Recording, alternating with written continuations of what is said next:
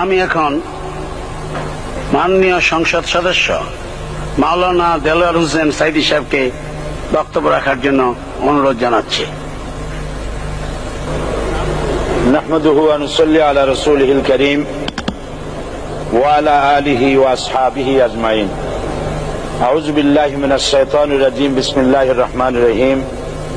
মাননীয় স্পিকার, আপনি এই মহান সংসদের স্পিকার হিসেবে নির্বাচিত হয় আমরা জাতীয় সংসদের পক্ষ থেকে আপনাকে অন্তরের অন্তঃস্থল থেকে মোবারকবাদ জানাচ্ছি। মাননীয় স্পিকার, আমি আজ এই সংসদে দাঁড়িয়ে ওই মহান আল্লাহ পাকের প্রশংসায় সেজদা অবনত হচ্ছি, যিনি 1 অক্টোবরের ব্যালট যুদ্ধের মাধ্যমে সুদীর্ঘ 5 বছরের দুঃশাসন, সীমাহীন দুর্নীতি, ইসলাম